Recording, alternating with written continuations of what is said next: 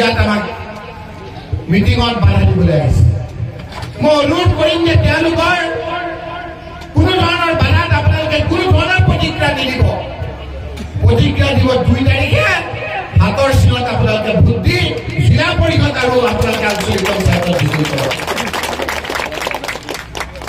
মই ইয়াত শুনিছো ইয়াততো বিজেপি নিজিকে, বিজেপি জিকিব জানো? বিজেপি জিলা পৰিষদত জিকিব পাৰিব নেকি? বিজেপি জিকিব পাৰে নেকি?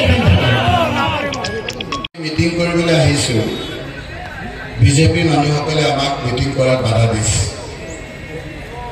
তেওঁলোকে ভাবিছে যে ৰকিবুল হুছেইন আহিছে, এনেতো ভোট নাই, যিকেইটা আছে আজি সেইকেইটাও যাব গৈছে।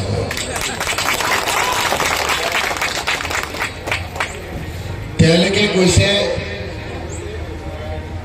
হিমন্ত বিশ্ব শৰ্মা আহিব, আপোনালোকে যাব লাগে।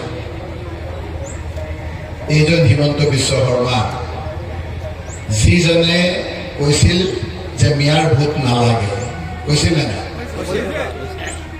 এইজনে হিমন্ত বিশ্ব শৰ্মা যিখনৰ চৰকাৰে কৈছিল যে আমাৰ মহিলাবিলাক সন্তান জন্ম দিয়া মেচিন, কৈছিল নে নাই? কি অৱস্থা হয়ে গেল।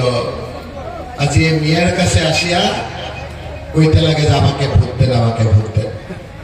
কথাগুলো বুঝতে পারছেন? কথা হল যে হিমন্ত বিশ্ব শর্মাই কিহর কারণে সোনাইত আহি, কিহর কারণে বাপুর সোনাৰীঘাটত আহি ভোট খুজিবলগীয়া হৈছে। মই বক্তৃতা নিদো, মই আপোনালোকৰ লগত ঘৰুৱাভাৱে কথা পাতিম, প্ৰত্যেককে বুজি পাব কথাটো।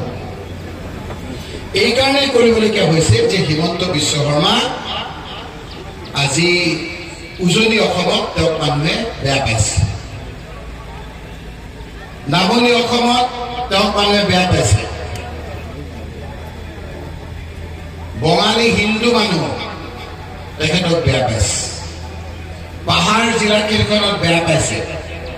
এতিয়া যেতিয়া চবেই যেতিয়া বেয়া পোৱা হ'ল, এতিয়া মিয়াৰ ওচৰত আহি কৈছে যে মোক চবে বেয়া পাইছে, মিয়া আমাক ভোট দিয়ক, মোক বচাওক। কিহৰ কাৰণে বেয়া পালে আহোমসকলে?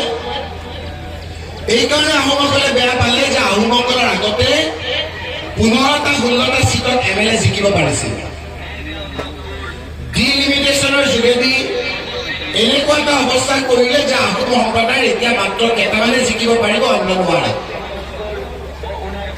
বিভিন্ন আমাৰ যিবিলাক জনজাতি লোক আছিলে ইলেকশ্যনৰ আগত ক'লে যে কংগ্ৰেছক ভোট নিদিব, 6টা জনগোষ্ঠীক ক'লে যে কংগ্ৰেছক ভোট নিদিব।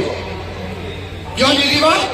যে আমাক বিজেপিক ভোট দিয়ক, আমি 6 জনগোষ্ঠীক 100 দিনৰ ভিতৰত জনজাতি কৰি দিম। উক্ত নিৰ্বাচনী 121 নম্বৰ